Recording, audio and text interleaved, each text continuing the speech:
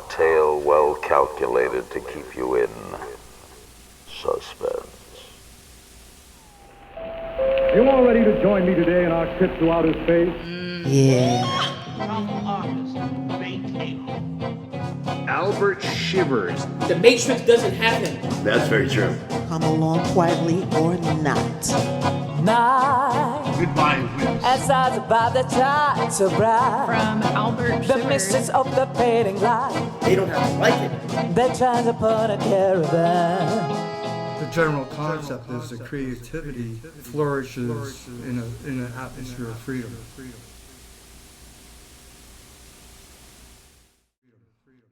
Hello, folks, and welcome to another episode of the Planet Shivers podcast.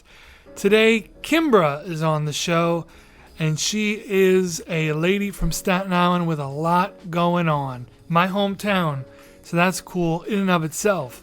Kimbra is a TV show host, a radio show host, a musician, and most of all, and how I got to meet her, is probably one of the biggest Lizzie Borden folks that I have run across. Everybody, you hear about Lizzie Borden, you know the general deal of what her whole story is. But Kimbra has wrote a book about Lizzie Borden. She hosts a podcast about it and runs a website. All this we're going to cover in this podcast. I would like to first tell you an important story to me. Once I started to make visual art my main deal, one thing that I really wanted to do was to have an art show of my work in my hometown on Staten Island. And I did a lot of emailing and knocking on doors and pounding the pavement. And it was at Kimbra and Kenneth's space, Hub 21, that I got to have that show, which is more than just an art gallery. They do music shows, open mics, comedy shows, movie nights called Hub 17. Kimbra and Kenneth run the joint, and they were having a jazz night with another gentleman by the name of Tony Bellamy, and they felt that a lot of my jazz work would fit in with what they were doing, and I got to have an art show in my hometown. Isaac came down with me, and we both had a ball. I got to show him Staten Island a little bit, got to show him my old stomping grounds, and we got to go to a good Jersey diner, good Greek Jersey diner, which to me, come on, hanging in the hometown, going to a Jersey diner, forget it. That's why it was always a priority of mine to get Kimbra on the show, and I can't believe it took till episode 103 to do it, but it's here, she's here, and I'm very happy to have her on the show. Beyond that, I got some new shows, art shows coming up in the fall. Keep everybody in the loop about that. If you want to see what I'm up to, you can go to Instagram at Albert Shivers, or you can go to www.albertshivers.com. The podcast has really been plugging along. I got a lot of fun ideas for episodes coming up. So if you're listening now, like, subscribe, and see what's coming, because I'm going to go in some weird directions, and I'm excited about it. Also, I don't want to forget the Albert Shivers Patreon page. If you want to go there, I'm just putting it together now. Self-promotion is my ultimate weakness, especially when it comes to self-promotion on this, because I always viewed this show as not about me. It's about whoever the guest is. Let's keep it that way for now. Here is Kimbra. I hope you enjoy our conversation. I really, really did. I will be putting the links to Kimbra's projects in the description below. Again, I hope you enjoy this conversation after these messages. Come and eat at Alberta's Pizzeria, the only place for authentic Italian Jewish cuisine, home of the only Grandma Yetta pie, the best kosher pie this side of the Wailing Wall. Plus, we cater birthdays, sweet 16, bar mitzvahs, bat mitzvahs, baptisms for the goys, and we offer free sausage topping for any bris. Alberta's Pizzeria, pizza you'll want to eat everywhere.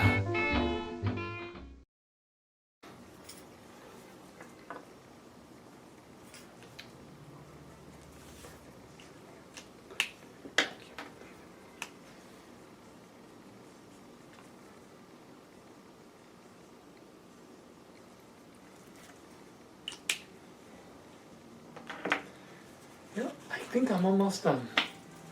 I do. I think I'm almost done. See, this is a drawing from an old Walt Disney cartoon. This is like the real deal type stuff.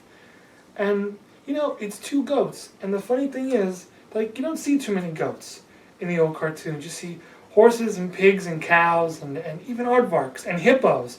How they put hippos on a farm, I don't know. But they put them there. But I guess, you know, what can I say? Who am I to judge? But funny thing is, like, goats, it would rain. Can we just go back inside now?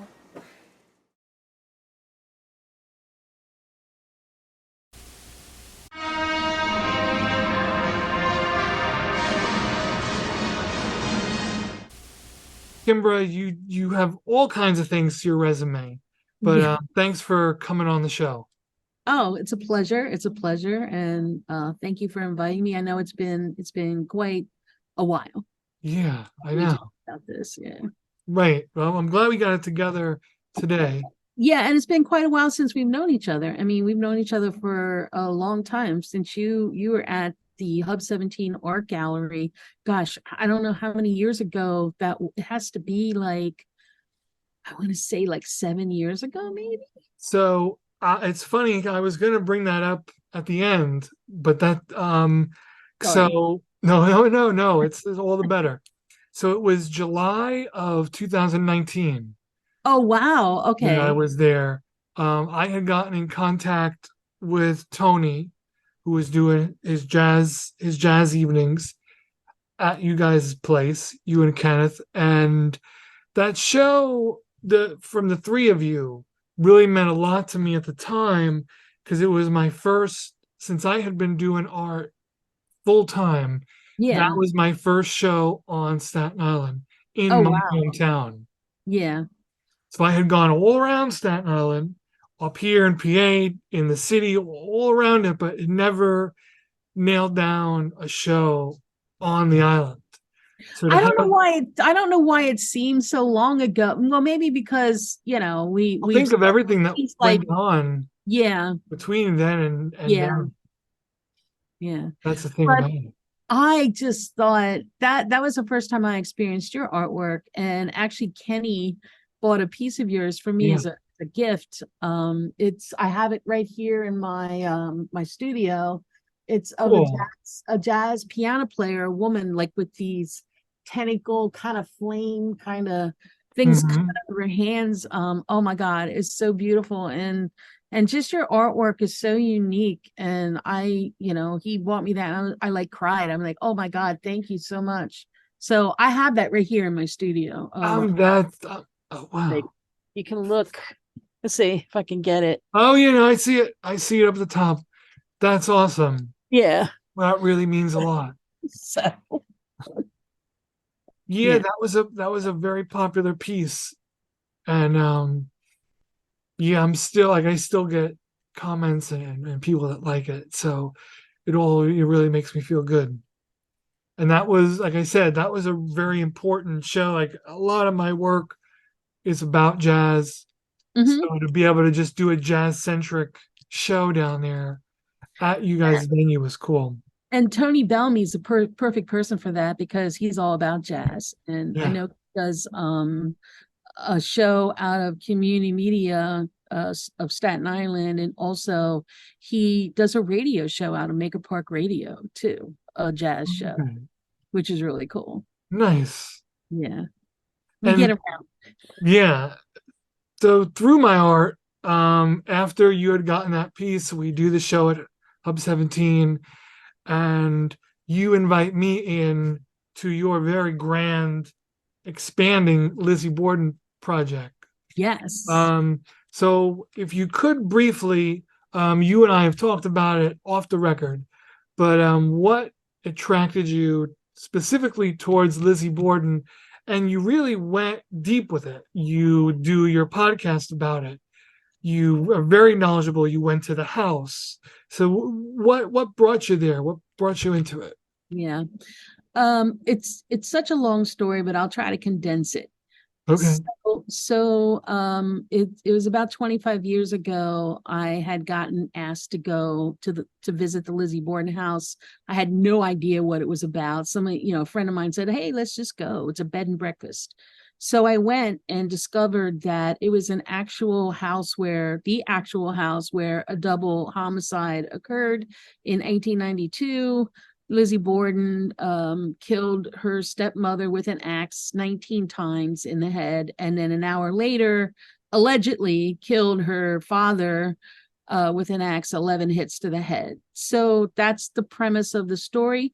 It was an unsolved crime. They never proved that she did it. There's a lot of circumstances around it, but it's a fascinating case. There's lots of components to it. So that's where it all started. And I decided that, it's such a cool case and I was interested in just true crime. I mean, look at the OJ case. It's similar to that, where 50% of people think that he did it and the other half thinks that he didn't, but he was acquitted. But honestly, I think he did it. So it's the same thing with Lizzie Borden. There's all this speculation and fans are crazy. They go to the bed and breakfast so they can be in the actual home. It is still decorated from the 1800s, so you feel it takes you back in time, and you get to explore the house. And I've been there like 5 times now, and I was on a mock trial twice for the prosecution side, and we lost the case twice. Because it's so hard to prove that, it's like all hearsay, and evidence was nil back then because there was no forensics. Right. So COVID came around and I've always studied the case, and there was nothing to do. So I said, well, let me just write the book. Let me just start writing about it. Right. So I ended up over 2 years writing the Lizzie Borden Inadmissible, the case of Lizzie Borden and other murderous women, because I added the other murderous women of that time period that were also acquitted, and correlated how all those women, got off, basically. And it's, the reasons are very similar. So it ended up being a 498-page book, which is crazy, with about maybe 30 or 40 illustrations in it. I'm very proud of it. It was really hard to write, but that's what I did during COVID. But I think that's the best thing you could have done. Yeah. That silver lining for anybody artistic was that the one thing we all strive for and fight for is time to do what we want to do. Yes. And we, in a very sideways manner, we were handed all this time to work on our crafts. And what's really crazy, I've never considered myself a writer. I've never thought that I would write a book. So here I am. I was just so absorbed in the story and the other women's stories too, which were really crazy, some of them. And the book is not for the faint of heart. It's a lot of the murders I describe vividly, and I know one of my friends couldn't get past like chapter 4 because it upset her so much. She just couldn't stomach it. But it's real, and I wrote what was real. Like a hatchet murder is not pretty. I'm sorry. So, there's no way I can beautify that. Yeah. So, I had a lot of the trial transcript in. It's based on history. It's a very mixed storytelling historical book. That's why I'm so proud of it, because I think I really covered the pertinent information factually, because I have a lot of references in the back, like that I got my sources where I got the information from. So, and there's been many books written on Lizzie Borden. So what makes mine different? It has the other murderous women and history component in it. Okay. So as you wrote the book and included other women, are there any parallels between the Lizzie Borden case and their cases? Definitely. I dedicate a whole chapter on the Society of Women in the 1800s. And, you know, women were repressed back then, men ruled. They had all the power. And if you were a woman, basically the only two jobs that you could have really was a nurse or a teacher. It was really unheard of. You were really basically a housewife. If you had any sort of money, your husband, it was your husband's. You couldn't own your own money or have your own money unless he died and it was kind of willed to you. So that was the controversy, because Andrew Borden was one of the richest men in Fall River, worth millions of dollars. And if he died, the girls, Lizzie Borden and her sister, would inherit that money. Okay. And he was known as a tyrant, supposedly. You know, they lived modestly, but they could have lived in a really rich area, and he wouldn't give that to the girls. So in a lot of ways, women back then, they had no choice. There were a lot of different reasons. You know, if you got pregnant and you know, you had a baby out of wedlock, that was really bad too. There's so many reasons, and the weapon of choice was really poison back then. So men were like afraid, if they were fighting with their woman, they were kind of afraid to drink the tea. Right. Make the dog try it first. Yeah, exactly. So but yeah, I think I've included maybe 12 other women in the book, and one of them is Polly Boudin, right here out of Staten Island. She was on trial 3 times for the same incident. Okay. It's a crazy, they're all like really crazy stories. Yeah. One woman was an alcoholic, and you know, she in an alcoholic fit threw her baby out the window, and she was let off because they considered, like, they put women in institutions back then. So she was crazy, let's just throw her in an institution. Yeah. I've heard of that happening too. Yeah, so a lot of different reasons. So I devoted time to talk about historically about women. And you know what? We're kind of going back in time again today, you know, with Roe versus Wade and, you know, women's rights. It's interesting, like, what's going on. So yeah, well, just to say, hate to have to go back to the hatchets. Yeah. So so I was planning on rewriting this book and adding some things that have happened since I wrote the book. Some things have come up, you know, Lizzie Borden case is always changing. So and there were a few typos. I mean, no matter how good you think you are, you can go through a piece of work 100 times and later on still find like a typo. And it drives me crazy. So yeah. So, well, it's interesting to me about the book. So you didn't consider yourself a writer. No. You're not really coming from a writing background. So it probably lent to the book coming out very uniquely.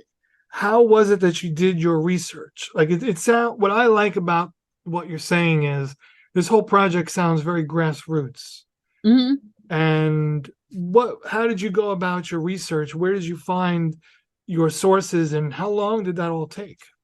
Well, like I said, the book took 2 years to write and finish. I would say 80% of that time was research and going online, looking.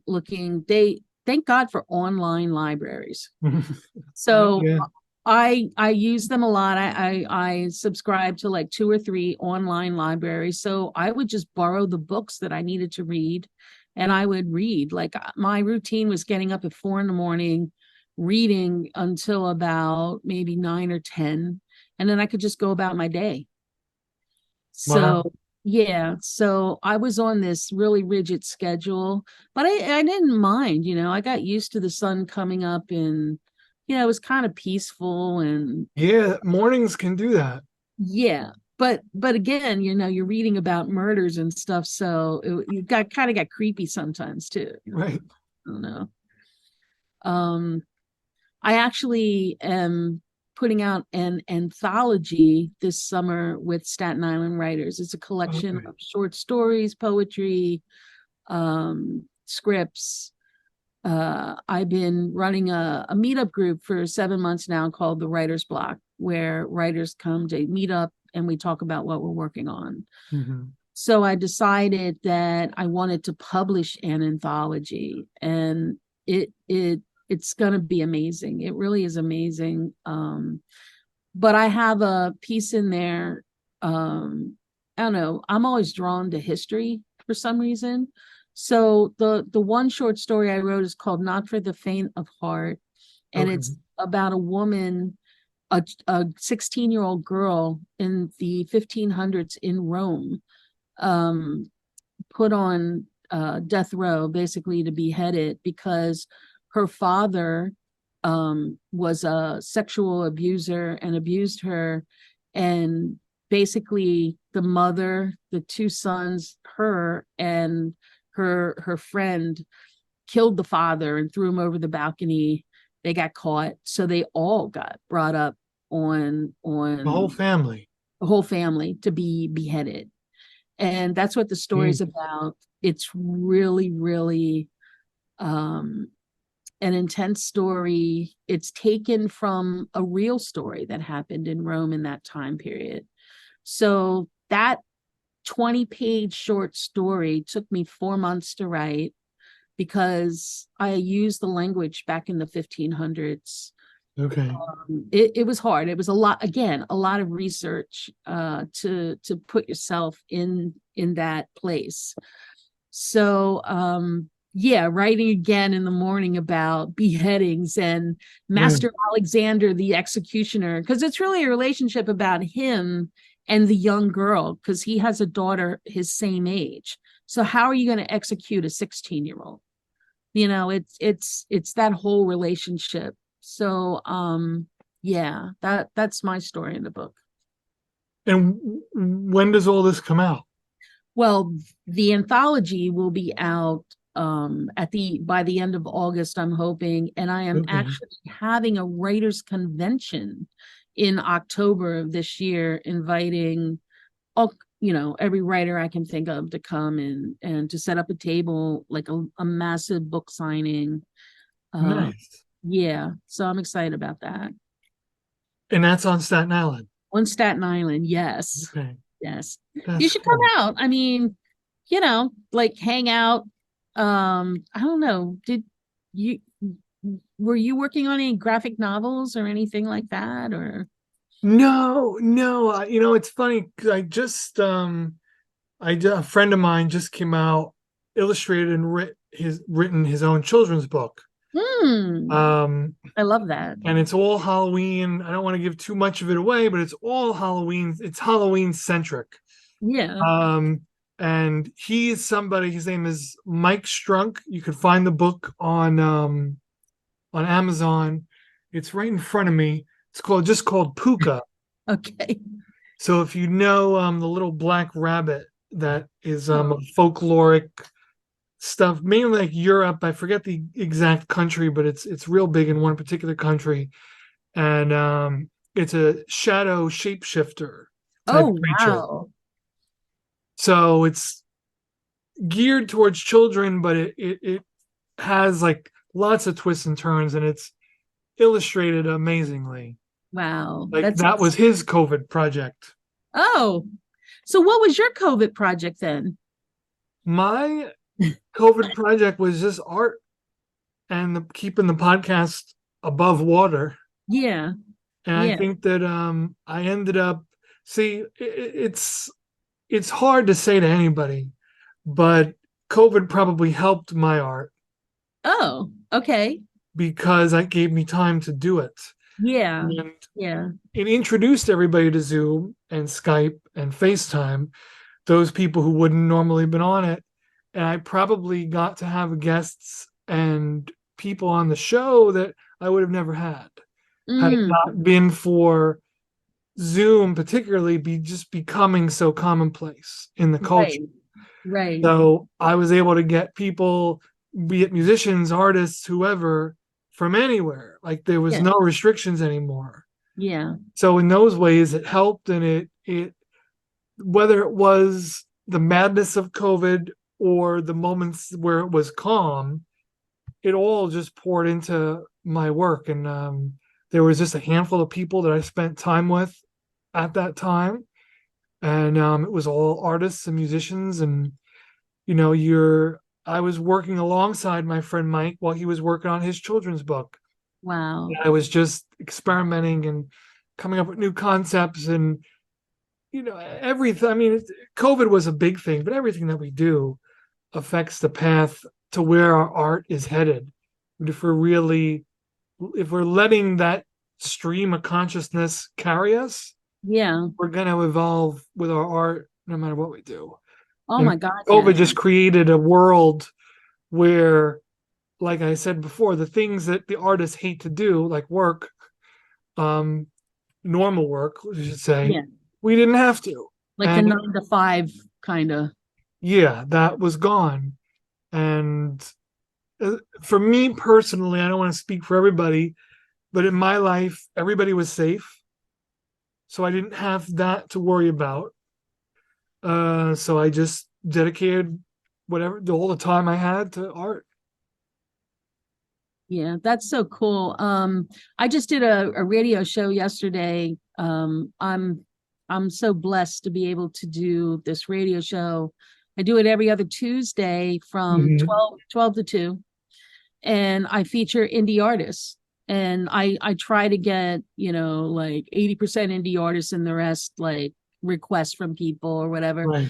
Yesterday, I dedicated it to all of my York, Pennsylvania friends that I grew up with. So the music spanned over 40 years. And I included every single musician I could muster up from York. It was 2 hours. It was great. One of my friends, Damien, who was in this band Dreams, she had band Dream Singer. She did this quote, and she said, "The pieces of our lives are as fluid as the meanings we give them." Mm-hmm. And then she goes on to say, "I am always able to express the truth of my being through my creativity. It's how I make sense of the world." So, that I love those quotes. And two of my sayings in that show was, and I started with music, but I can replace the word music with art. Art is in your DNA. Mm-hmm. So just remember that, Albert, like when you're doing art and stuff and you think, what is this all for? Because art is in your DNA. Right. It's what you do. And also I ended the show with one of the songs with Rhythm of the World, because a lot of us are trying to find ourselves after COVID. It was really an enlightenment kind of thing, the way people socialize, and we're all trying to come out of our caves, so to speak, and get inoculated into the stream of things. But I've noticed people changed a lot since that, and they're a little bit more introverted, entitled. I don't know, something's happened, right? So yeah. And I would say that you probably experience that more being in a city atmosphere. yeah.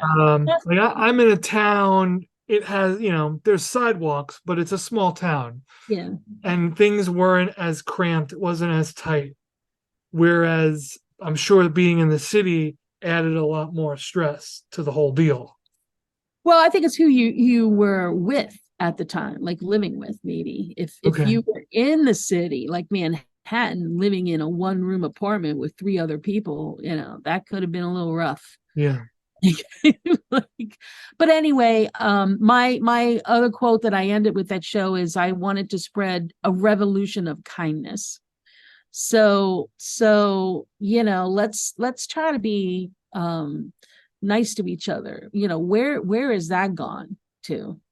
So, and it's the world too, that it's just crazy right now. So it was a very what I want to call it, bohemian kumbaya show yesterday. Okay. So to speak. And which show was that? This was in Maker Park Radio. It's Okay. a music show that I do called Frequencies. And it's a 2-hour show every other Tuesday from 12 to 2 p.m. Okay. And you also have yeah. I'm sorry? Your lunch hour, basically. Oh, cool. And you also have the Raw music show. Oh yeah. Yeah. What is it? What does that focus on? That focuses on indie artists from here and beyond and around the world. I invite them on to play like 3 or 4 songs, and then we do an interview. It's only a half-hour show. It's once a month, and it airs on Fios and Spectrum here in Staten Island at 10 o'clock every Thursday night. Possibly 200,000 viewers here to see that show. So I worked hard. It's been going now for 8 years, and it's won 3 awards, one in 2013 and 14, and just recently 2023 for the best music show, entertainment music show in community media television, so to speak. So I felt really happy, but I worked hard for that. I'm sure, yeah. So like in 2013 and 14, it was really a committee that, you got nominated, and then this judge committee, they said, okay, this is the winner. They did the voting. Okay. This time around, and like social media, since it's so prevalent, right, they made us actually get votes for ourselves to win. You know how you put it out there, vote for me to win best music? Well, it went on for a month. Like, and every day I was soliciting people. Could you, just a little nudge, could you go and click and vote for me? I've never had to do that before. And it was exhausting, by the end of it. I mean, we did win, which I'm really happy and proud of. But my friends worked hard for me. So voting every day. I mean, I was soliciting my class from 1977 high school friends. Could you vote for me? And the Lizzie Borden group, which there's 1,700 group strong. I was asking every day, hey, vote, please vote. And oh my God, like it was awful, really. Yeah, I can imagine it being stressful. Yeah, I have mean, to bug everybody. Right, like that. Who wants to do that? But I did, because I wanted to win for the crew that volunteers every show. They're volunteers there, and they deserve this more than anything, for working on the show that we all love the show, though. So, and there's a lot of really good musicians. Some have gone to won Grammys. Well, there you go. Yeah, so that's cool. What so that show's still going on? Oh yeah, the show's still going on. It's on. I go once a month to have a band on. We tape it and then we put it out. Yeah. Cool. And tell me about your show, I'm a Fan. That's another show that you have. Yeah. So I'm a Fan started, I want to say 2 years ago. Yeah, 2 years ago. I have so many people that I just love, and you're included in that. I never interviewed you. Did I ever interview you? No, I didn't. No. Oh shit. Okay, so you're on my list. Okay. Basically I interview people that I'm a fan of, and that I love their work and appreciate what they do, and I just have a little interview with them. We show, I edit it like you probably edit your show. Yeah.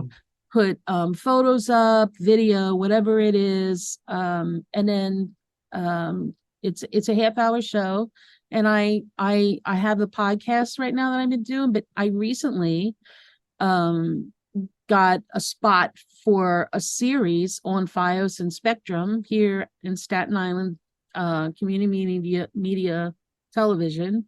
So that's going to be on every other Monday night at 6:30, I think. Oh, cool. Yeah. So I don't know. TV, for some reason, I've just been starting to put a lot of stuff up, and because I can. That's awesome, though. Yeah. Now, Yeah. do any of these shows, are they online as well, or is it just Yes. cable? They're all online. Okay. You can go to my website, kimbraeberly.net, and Okay. anything you ever wanted to know about me is there. And the Raw show's there. I'm a fan's there. The radio show's there. The Lizzie Borden page is there. And also, miscellaneous stuff that I've been working on, like little films and just little projects here and there. Everything's there. Cool. So I'd like to circle back around to Lizzie Borden. So we covered, you had written the book during COVID, and at one point you decided you were going to bring together a bunch of different artists. And so you had, her name escapes me, the artist who worked on the cover of the first book. Oh, Erin Cobain. Okay.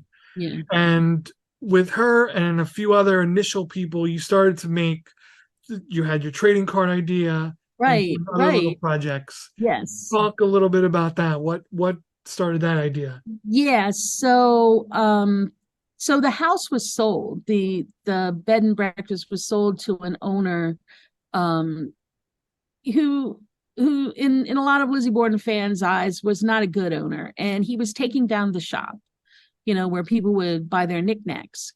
So I decided there has to be a shop.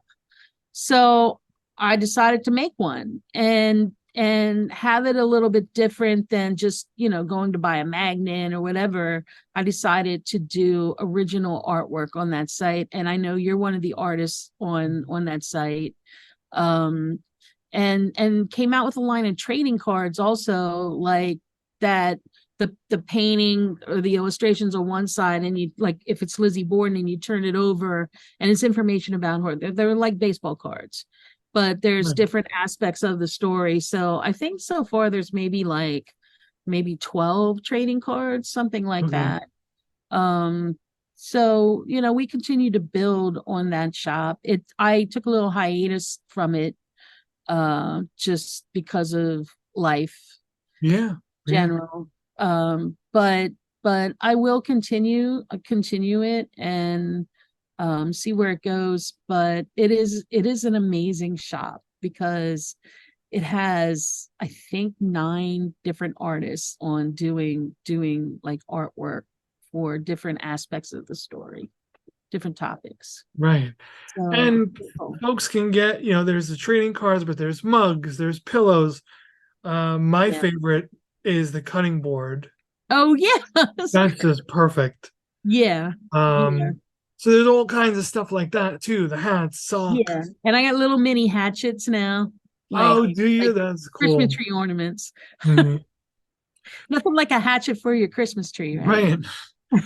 When you talk about you said the owner of the house wasn't a good owner. So was he like pulling things away from the history of the house? Was he pulling it in? Yeah, he just want to not care and just live there and. No, he still has a bed and breakfast, but it's his decoration. So he added like weird lighting, like red and blue and yellow lights at nighttime to every room. He's more into the paranormal aspect of it. So, and he was charging more, like used to go there and pay one price and get breakfast in the morning. And it used to be Johnny cakes, like what the boys had. I mean, like nostalgic type things. Historic things that used to go on. That's the reason as a fan that you would go there to experience that. And he changed all of that. He has like a hatchet throwing thing out in the parking lot now. He's about making money, not really keeping with the historic element of the case, which is the reason that you go there. you want to be in that Victorian setting, and it's the original house, for God's sakes. Yeah. Why are you going to mess it up? Yeah, it sounds like he's out for like commercial He is. stuff. He is, definitely. So I can understand then. Yeah, but he's the owner, so we really have no say in what he does. So Right. yeah. But it's the original way does sound very immersive in the history and Oh my God, yes. Yeah, and they never charged extra for doing like things. If you had a ticket for the bed and breakfast, if you paid, then breakfast was included, because it's a bed and breakfast and breakfast. Right. It's not extra. And like to tour the house or to go in certain rooms, he would charge extra. It's like, why? We had the whole house to ourselves when we went there to explore it. So and he put a bedroom in the basement. Like, why would you put a bed in the basement for a guest to stay there? I don't know if it's still there. I think that's kind of illegal when he did. So I don't know if they kept that or not. I'm not sure. He put a Lego bench outside, a Lego bench. That's definitely not 1800s. No, it's like, why are you doing that? Like, yeah, he sounds very shticky. That's what it sounds like to me. Yeah. And he has a lot of other places that he owns across the country, like haunted places. So he's into the franchise of his company, not really the different places themselves. So the other thing I did during COVID and why I kind of stepped away from Lizzie Borden for a while, it's only temporary. I mean, I still do the podcast. Is because I actually took up painting myself. Okay. Yeah. And what inspired you to do that? Because I was bored out of my mind. Okay. And I thought, I mean, like, I love cats. Why don't I just paint something? So I had some acrylic paints at the house. So I did. I went on YouTube and I studied YouTube tutorial. I can't say that word. Tutorials. How you say that word? You got it. Yeah, tutorials, whatever it is. And how to paint a rock, So I would just do a rock or how to paint a cat's nose, so I would do that. And during COVID, the whole time, 2 years, about the same time I was writing the book and painting at the same time, I actually ended up with 30 some paintings, and I did an exhibit at Hub 17 myself. It was called Coexist, and it was about how animals exist on Staten Island with people. Okay. Because my outdoor cats always hang out with raccoons and stuff. So I had one like a cat and a raccoon. And I did the exhibit. And it was very successful. I was scared shitless, but somebody put my artwork in the category of folk art. Okay. And urban folk art. I'm sorry, urban folk art. And I guess you can get away with anything when it's in that category because it doesn't have to stick to any rule. So if something looked a little off, then okay. Okay, gotcha. But I liked a lot of colors. I love colors. So like a lot of my paintings are very colorful. I don't know, Albert. It's just, I'm the type of person, I like to try things. So I just do. Well, that's that's the first step to figuring out anything, really. Yeah. And there are plenty of people who don't try, and you tried it and you found you liked it. People liked it. Yeah. There you go. Most artists, you stick to one thing, right? Like me, I'm all over the place. So I was like, okay. Well, on my path, I was doing movies for a long time.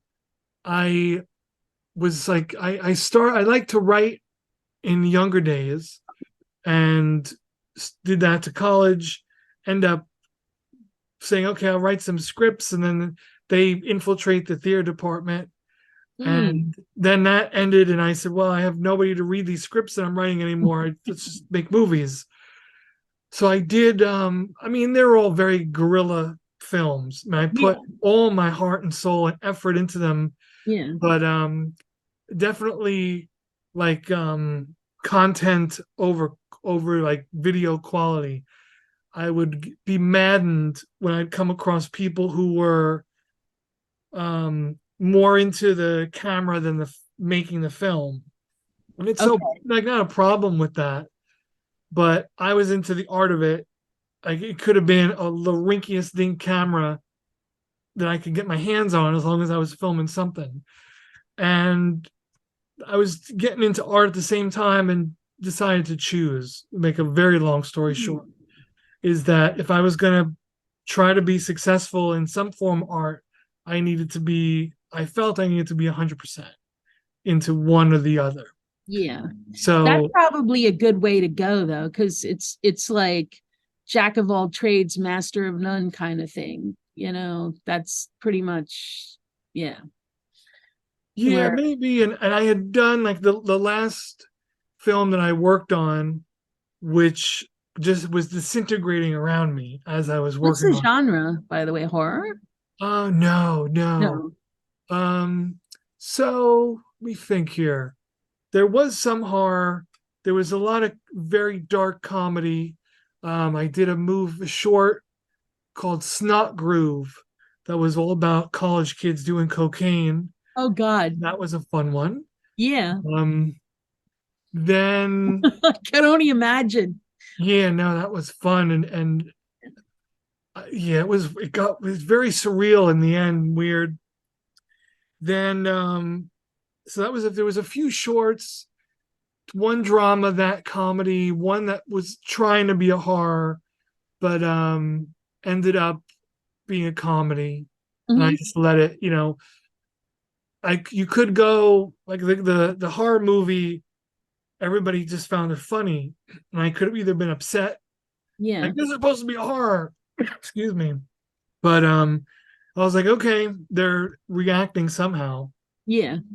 So then I did Meet Vanessa was more of a drama as a throwback to the blaxploitation movies of the 70s. Then I did a mockumentary about an incestuous brother and sister. Oh, okay. That was good. And I did a movie called The Healer about a young artist struggling. And that was big, like drama, comedy, art house kind of movie. And the last film I was working on was going to be a mockumentary about myself. And it just crumbled completely around me. And I reimagined it last year, as a matter of fact, and put it out as a short. But rather than using original footage, it's a collage. Imagine if your television just was changing channels nonstop. Oh wow! It's a collage of all shows and movies and things that influenced me, mixed with original footage. That I forget the exact number, but it's a few hundred different clips that range from a second to a half second, all strung together to create a narrative. Wow. Basically pokes fun at myself. Is that online? It is. Yeah. Oh, so you need to send me the link so I could see some of these things. Yeah. Some of them are online. That one is called Mondo Alberto, and that one is hidden on YouTube purposely. And I will send you a link to it. Yeah, thank you. I just kind of slid that movie out there and didn't really give it too much fanfare because it was more an exercise for me. I realized that as it went on, but it's fun. There's I did animation for it. There's nice. 2 bits of stop animation, rotoscope. That's hard. That I did for it. That's really hard to do animation. Stop animation you did?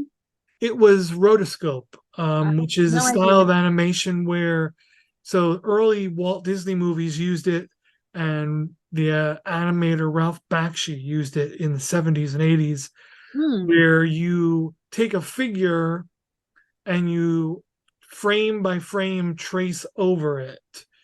If you ever wondered how like Snow White looks so fluid compared to the dwarfs, that's what they did. There was an actress who acted all that out, and then animators traced over frame by frame. Oh, wow. So I did 2 jazz scenes in black and white. One is just more like there's a joke where a pencil drawing of mine comes to life, and in the movie I'm talking to a psychiatrist about it, and it cuts to this animation of a jazz dancer who appears to be dancing around the page. So that was it was a 30-second clip at 10 drawings per second. Wow. 10 frames per second. Yeah. That's so that was all on COVID time. Yeah. I just close the shutters and lock myself away for a day and just trace. Wow. But it was worth it in the end because I'm sure it's really cool. You have that too. You can send me that link. yeah, that's in That's in the that. November Okay. movie. That's all part of it. Oh, wow. So So there's why two is it pieces of private? animation. Why didn't you just let it out there? Like, Well, I use a ton of footage from TV shows, I got movies, the copyright. Yeah. so there's all that. And when I started down this path, I thought about it like, oh man, you're gonna be using all this stuff, and I just didn't care. And I even did that in my movies. Like, it would annoy the hell out of me, and I understand it, but I would have people working with me who are far more professional Yeah. and far more knowledgeable about things to do, and I just wasn't going to be bogged down by a can of Coke in the background. So maybe I was shooting myself in the foot, but the art came first. Yeah. So I just never bothered with it. And I did a few festivals, and those were the kind of things that got in my way. And that only helped my decision to just stick with visual art. Yeah. And not worry so much about film, because I wanted to do what I wanted to do. Right. And Of course. there was a lot of rules. You had your mojo going and you didn't want anybody to interrupt it. Yeah. No, I get that totally. We got for the incest movie, we got kicked out of a Dollar Tree, which was very funny because I wanted the character to go in. I thought, how awful would it be if she went in to buy a pregnancy test from the Dollar Tree, which is a reality for some people, but because I had seen it, and like, they really sell these at the dollar store. Wow. So to be in that, Are they cheaper? Man, they're $1. It's a Dollar Tree. It's like, I wonder how accurate that could be. Who knows? It's Who like, knows? But I just seen this incredibly dark comedy in it of the pregnancy test from the Dollar Tree. So we did this whole scene, and Dollar Tree is very strict about doing any kind of filming in there for some reason, and they kicked us out. So that was kind of fun. And the actress had never been kicked out of a store before. They said, "Don't worry about it. The more films you do with me, the more you'll be shooed away from places." Yeah. So it all worked. But it led for a good scene in the movie. So you got your scene. Oh yeah. Okay, cool. That's all that matters. Yeah. I'll go to jail for that scene.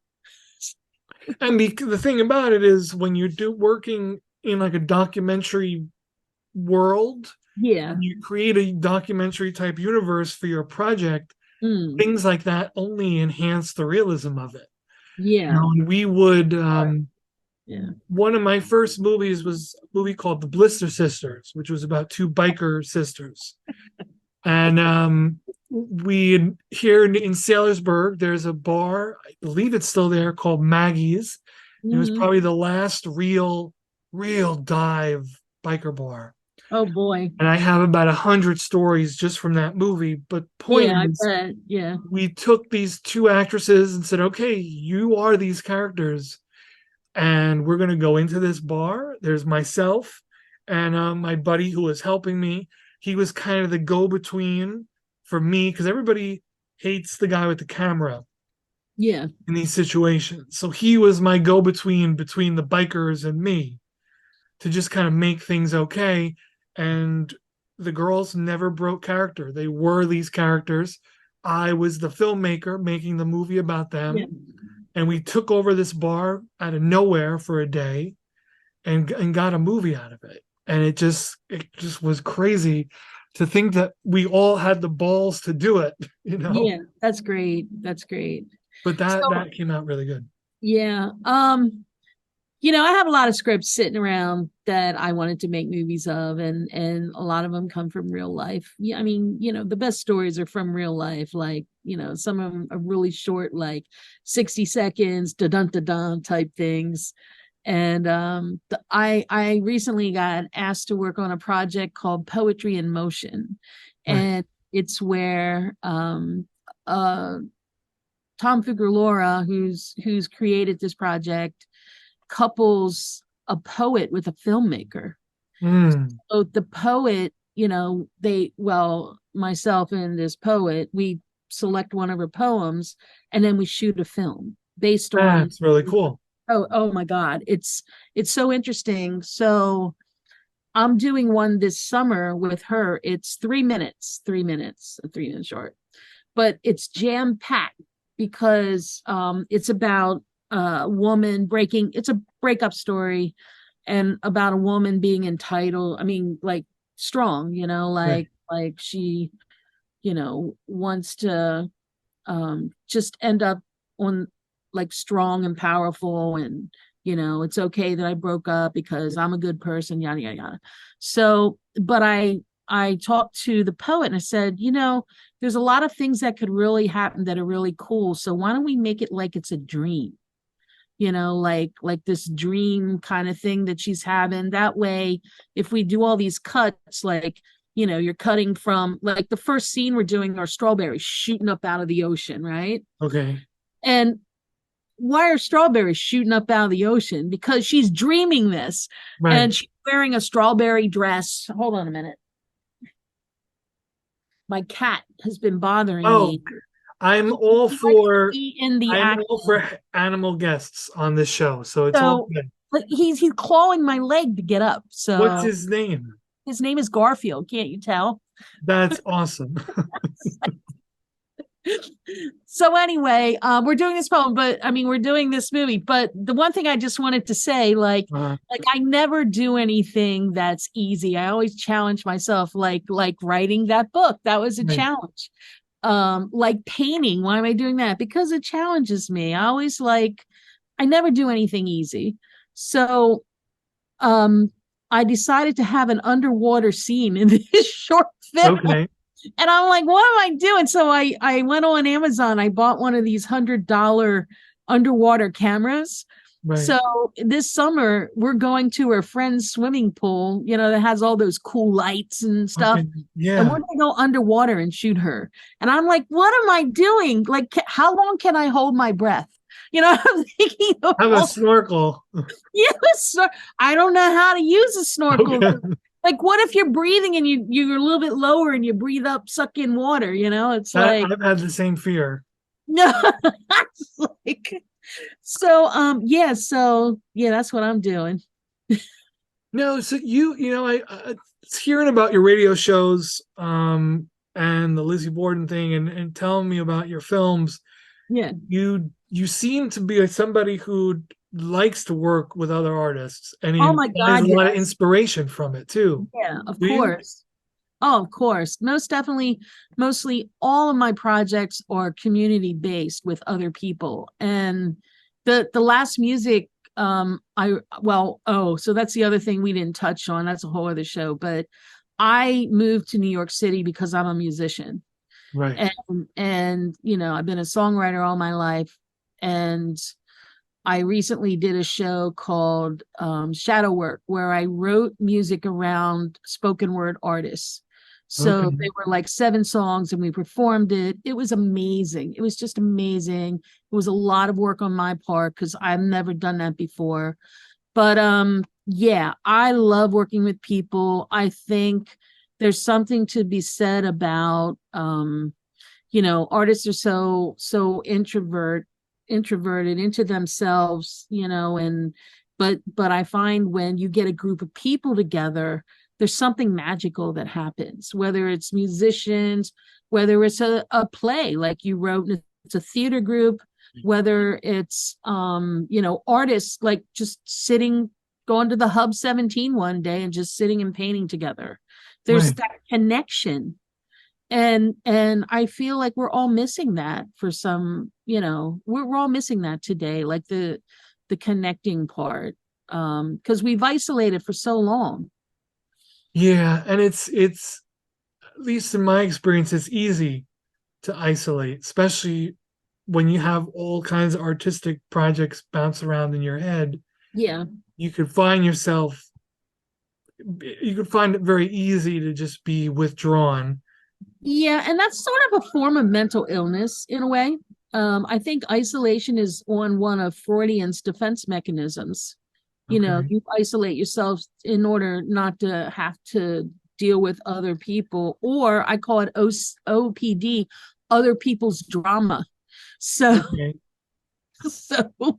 like you'd rather just be a loner, which that's not healthy. It really isn't, because you can get depressed pretty easily doing that. And many people have, therapists are overloaded right now, with issues with people, from COVID, even, stemming from COVID. Yeah, I was just going to say, I think that's an underlying thing. Having had it for as long as I did, and needing to be left alone. Yeah, I forgot you did have it. Yeah. Needing to be left alone for so long does start to, I'm alone a lot anyway. But even the times when I am around friends or family, that was even taken away. And to spend all that time alone, it does get to you. So I can understand. Oh my God, yes. Yeah, it's not healthy. You need to get out there and chit chat, at least, have human contact. It's you can't continue like that on that like path. Mm-hmm. So whenever I do projects, I always include people. In my radio show, I take requests. Mm-hmm. I always include people somehow. Right. So the Lizzie Borden shop, include people, artists always. Mm-hmm. So I don't know. I really enjoy it, and it's because I love y'all. There's a lot of talented people out there, and who need to be recognized. And if I can in any way do that, I will.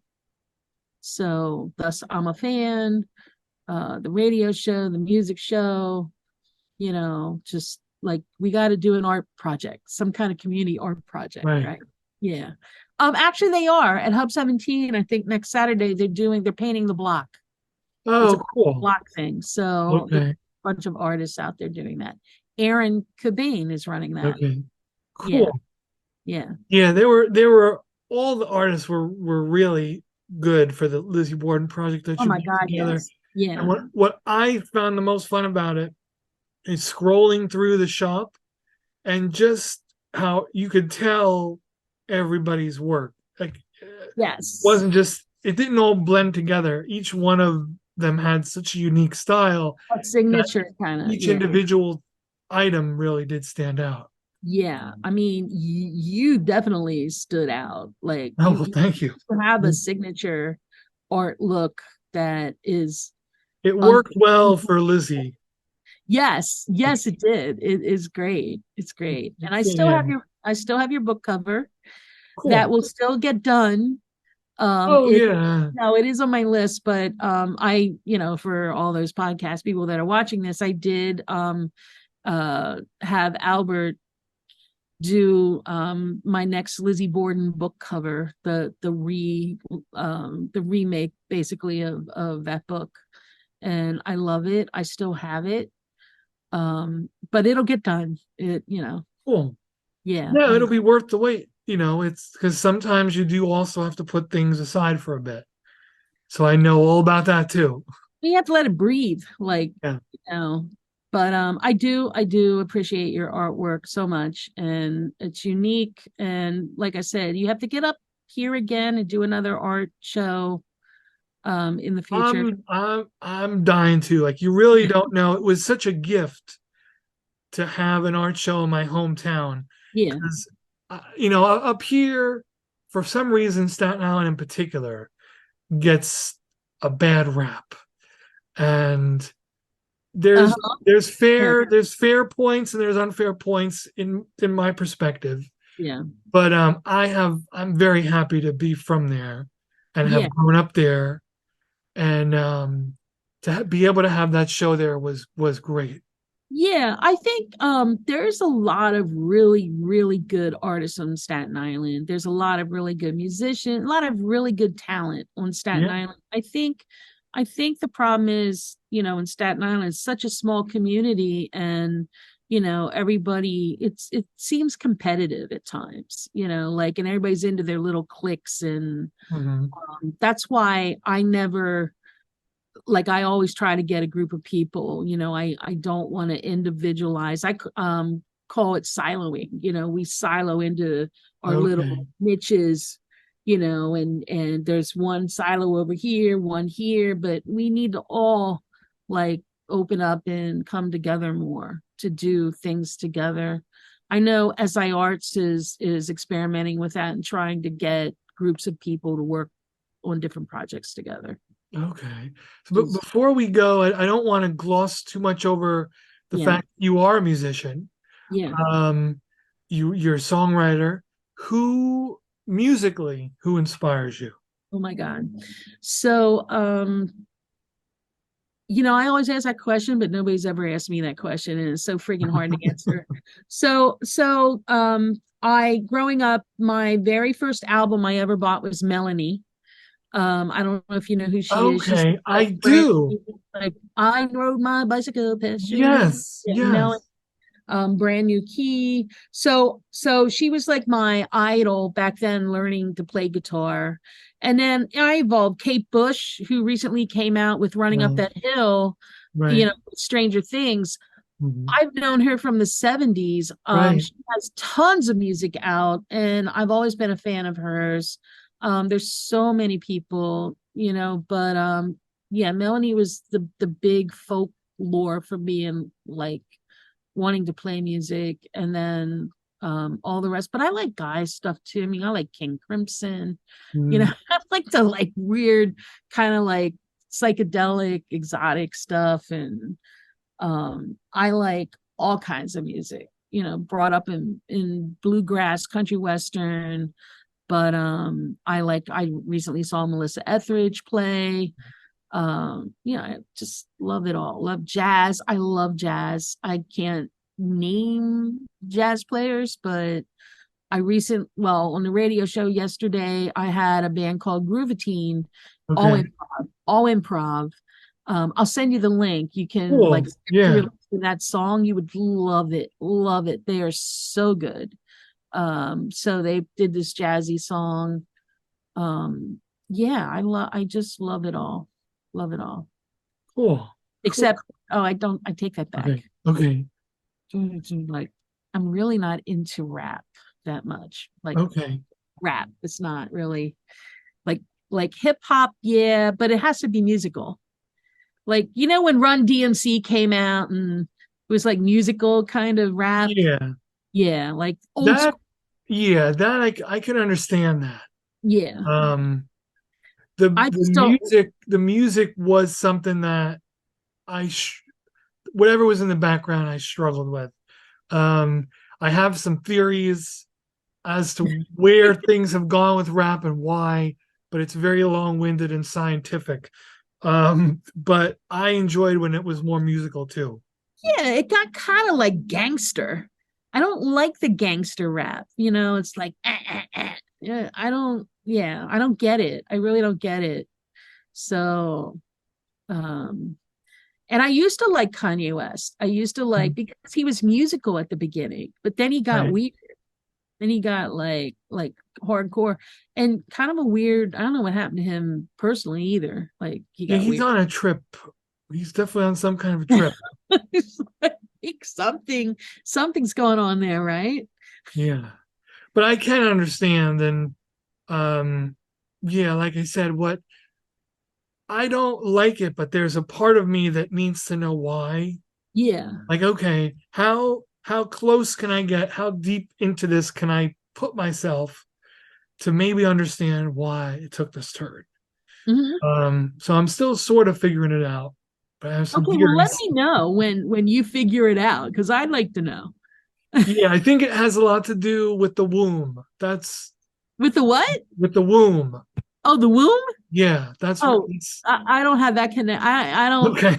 understand that connection at all, but okay. I could when I'm on your. I don't want to take your time. When I'm No, on your that's show, we okay. can go into it. But you just now you planted that seed, and I'm going to be sleeping tonight, not sleeping tonight, because I'm thinking, what did he mean by the womb? Like, because I'm thinking Wu Tang womb, like I don't know. It's like, No, yeah, I really feel that oh way too. God. It's funny, but Yeah. yeah. Oh God. No, you're going to have to explain that to me. I'm sorry, I'm not letting you off the hook with that one.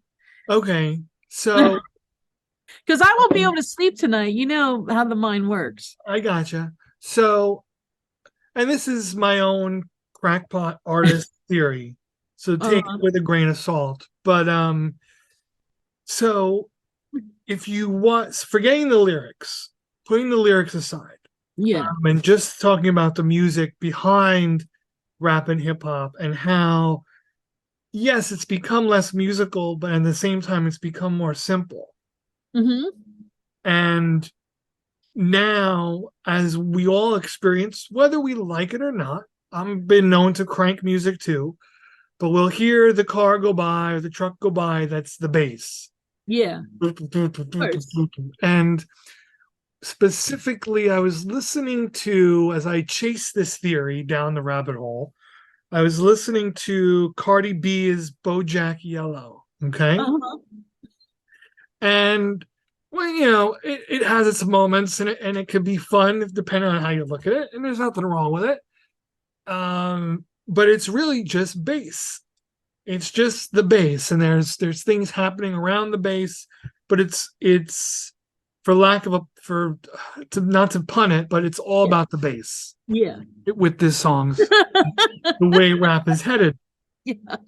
So when you take that and you put it beside our culture right now and all the different things that younger folks are going through, whether it's broken homes, which could be good or bad depending on the situation. Yeah. But our specifically America, we've always had a father, but we've never had a mother. And I'm just like speaking abstractly, right? Okay. We've always had a father, but we never had a mother. I'm still with you. Okay. And to shorten this a little, I feel like the evolution that music has taken is that we are all trying to go back to the womb in an abstract way, because the first sound we ever hear as a baby is our mother's heartbeat. And that's what the bass in rap music, I think, is representing, is our mother's heartbeat. That's deep. That's deep. No, I mean, okay, I can live with that, but you're right. I never thought of it that way. It's not. I don't think it's conscious.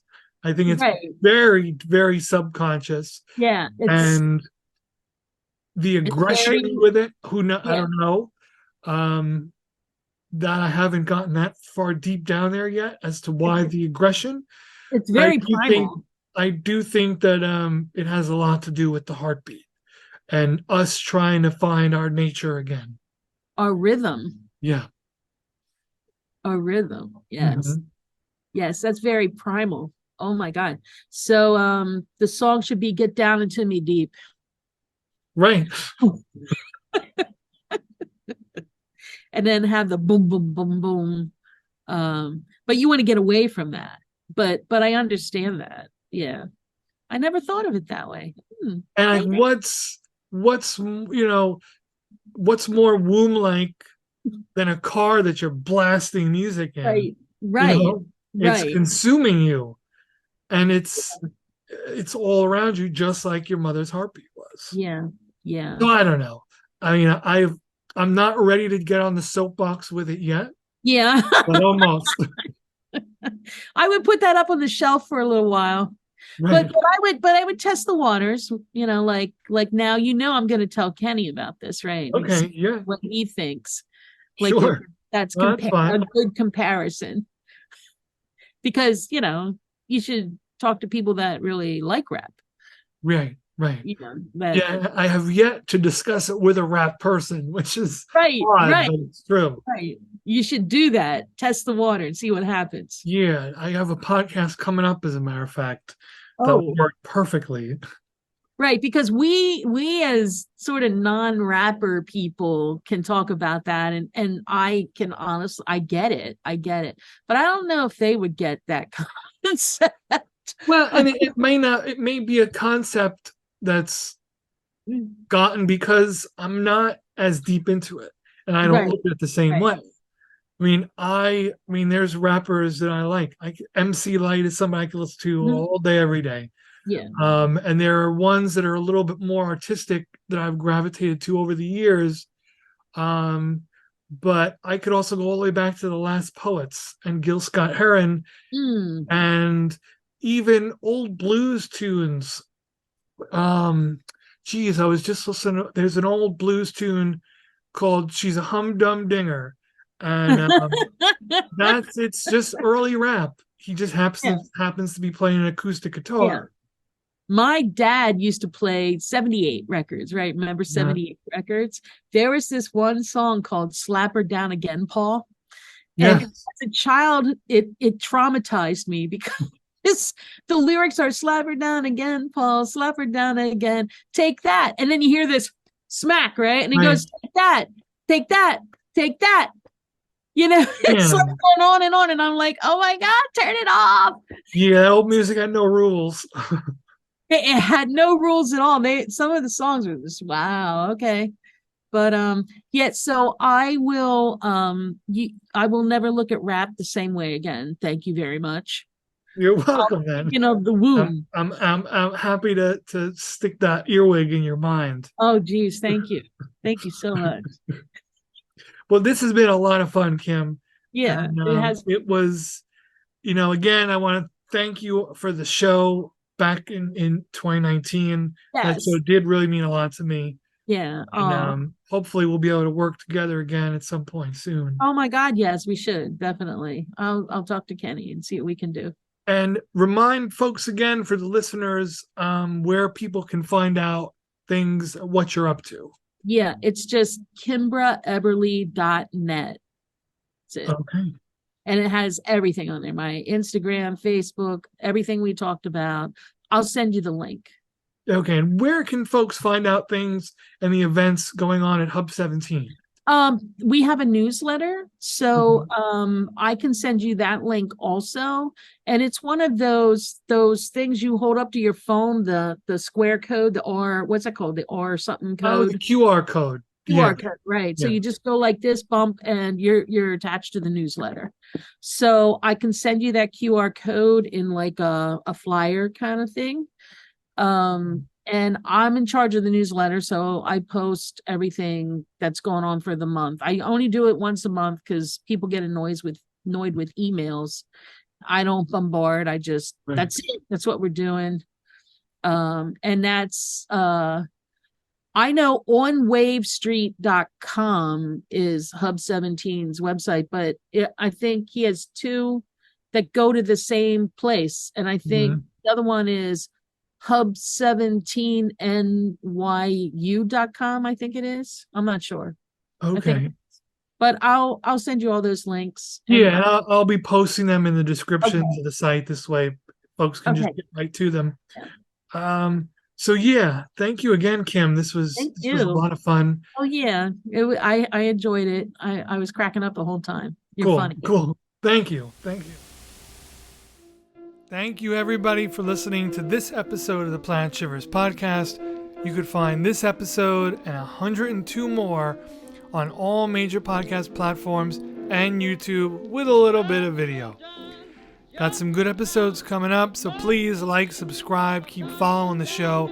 It not only helps me out, but it helps all the people who are on the show out. Let's spread it around. This underground guerrilla ragtag podcast is slowly picking up steam after 103 episodes. But I'm going to keep it going no matter what. So again, like, subscribe, share it around with your friends, even if you're all sitting around laughing at it. I don't care, as long as you're listening and having a good time. A big thank you to Kimbra for being on the show. I really appreciate her coming on and giving me all the time she did. Until next time, take care of yourself and take care of somebody else. I like Albert, and the others are okay, but I really want to go home.